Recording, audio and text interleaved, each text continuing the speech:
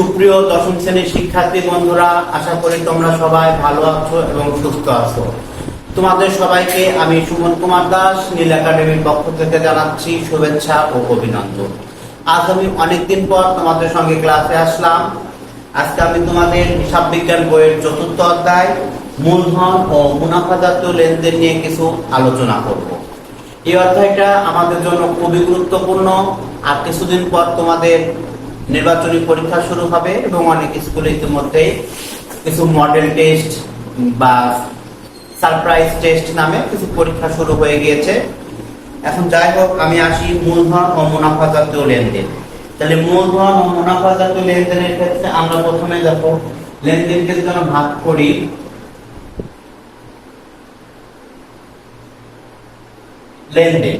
লেনদেনকে আমরা যখন ভাগ করবো তখন লেনদেনকে আমাদের দুই পার্ট চলে যাবে। এখানে আমাদের লেনদেন আসতেছে মূলধন আর এখানে মুনাফা। এখন মূলধনজাত লেনদেনের ভিতরে আমাদের আছে মূলধনজাত লেনদেনের ভিতরে আমাদের আছে হচ্ছে প্রাপ্তি আর আয়। প্রাপ্তি আর এদিকে আছে ব্যয়। মুনাফাজাতের ক্ষেত্রেও তাই, প্রাপ্তি অবলিক আয় আর আছে হচ্ছে প্রদান বা ব্যয়। এই হচ্ছে আমার মূলধনজাত লেনদেনের ধরন। এখন আমি বলি তোমাদেরকে মূলধনজাত লেনদেন আমরা কিভাবে বুঝবো। আমাদের প্রথমে মনে রাখতে হবে মূলধনজাত লেনদেন হচ্ছে ওই সমস্ত লেনদেন যে সমস্ত লেনদেনগুলো হবে অনিয়মিত এবং টাকার পরিমাণটা একটু বেশি। আমি আবার বলছি তোমাদের বোঝার সুবিধার্থে, অনিয়মিত এবং টাকার অঙ্কটা একটু বেশি। তাহলে সেটাই হবে আমাদের হচ্ছে মূলধন জাতীয়। আরো সহজ কথা, হয়তো আমরা বছরে একবার করব, সেখান থেকে একাধিক বছর আমরা সুবিধা পাবো। আর মুনাফাজাত লেনদেনের ক্ষেত্রে নিয়মিত দেখা যাচ্ছে, প্রতি মাসে হতে পারে, সপ্তাহে হতে পারে, দিন ভিত্তিক হতে পারে। তাহলে আমাদের প্রথমে আমরা মুনাফা আর মূলধনটা চিনব। তাহলে মূলধন হলে বছরে একবার, মুনাফা হইলে হবে বছরে বারবার। এখন এই মূলধনজাত লেনদেনের আমরা লিখছি যে প্রাপ্তি বা আয়।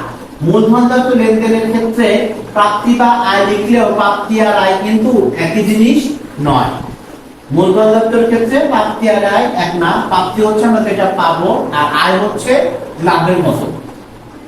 আর মুনাফার ক্ষেত্রে প্রাপ্তি আয় প্রায় একই আইটেম, একই জিনিস। তাহলে আমি দেখি আমার মূলধনজাত প্রাপ্তির ভিতরে আমাদের কোন কোন লেনদেনগুলো আসে। মূলধনজাত প্রাপ্তির ভিতরে আমাদের কোন লেনদেনগুলো আসতে পারে।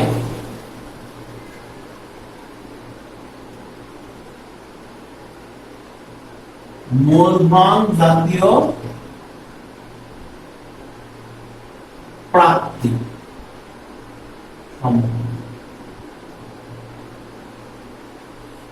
মূলধন জাতীয় প্রাপ্তি যে করবো, এই মূলধন জাতীয় প্রাপ্তির ভিতরে আমাদের খুব তিনটা জিনিস মনে রাখলে আমরা মূলধন জাতীয় প্রাপ্তি গুলা করতে পারবো। আমরা যখন অঙ্ক করবো তোমরা এরকম সব করে নিবা।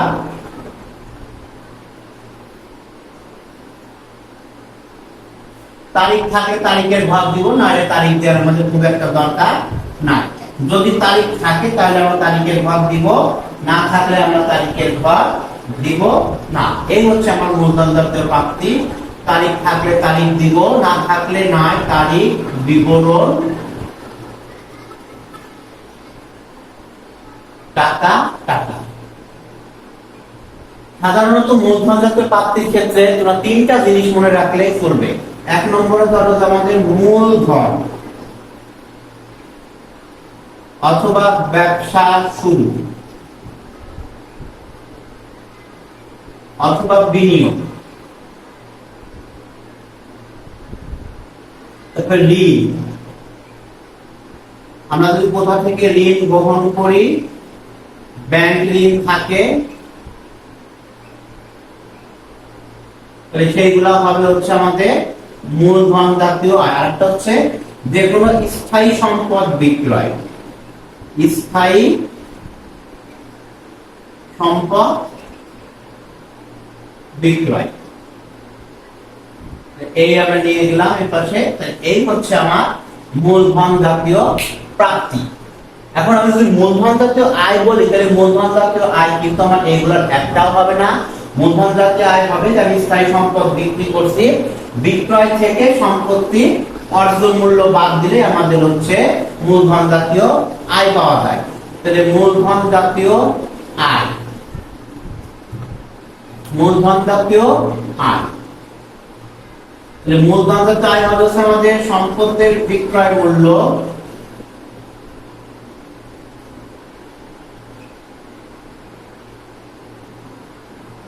সম্পদের বিক্রয় মূল্য, তার থেকে বাদ যাবে ওই সম্পদের অর্জন মূল্য।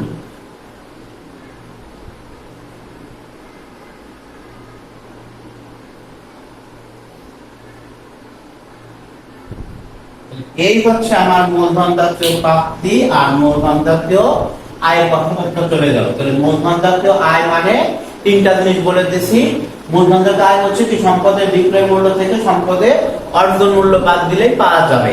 আর মূলধন জাতীয় প্রাপ্তি হচ্ছে তিনটা জিনিস বলে দিলাম, একটা মূলধন আনলাম, তারপর স্থায়ী সম্পদ বিক্রি করলাম, আর কোথা থেকে যদি আমি ঋণ নিই। এই হচ্ছে আমাদের হলো মূলধন জাতীয় লেনদেনের কথাবার্তা। এছাড়াও সাথে মূলধন জাতীয় ব্যয়, আমি মূলধনের পুরো ক্লাসে আজকে তোমাদের সঙ্গে শেয়ার করব। এখন দেখে মূলধন জাতীয় ব্যয়টাও করে ফেলি।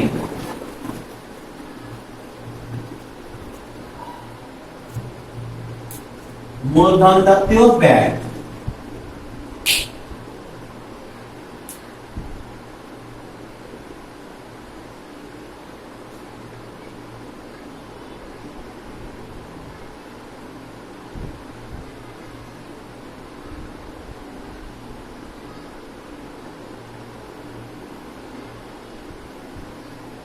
এই বার আমাদের সেভ করি হবে।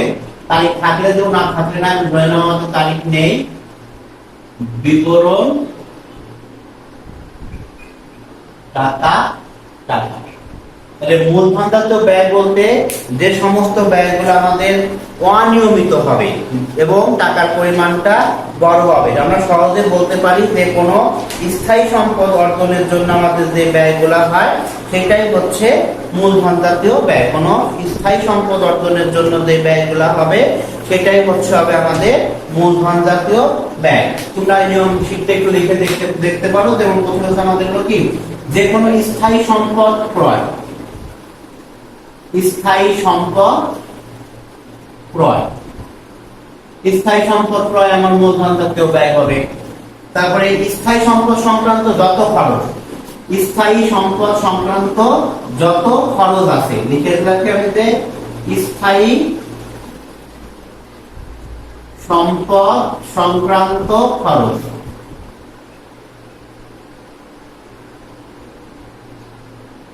স্থায়ী সম্পদ সংক্রান্ত খরচ কি, আমি ফ্রিজ কিনেছি, তাই ফ্রিজ আনার জন্য আমার রিক্সা ভাড়া, জমি কিনেছি তার জন্য জমি রেজিস্ট্রেশন ব্যয়, এগুলো সবই হবে। তারপরে মেশিন সংস্থাপন ব্যয়, আমি যদি কোনো মেশিন সংস্থাপন করি সেটাও আসবে, মেশিন সংস্থাপন ব্যয়। তারপর আমার আছে হচ্ছে সাজসজ্জা সামগ্রী, সাজসজ্জা।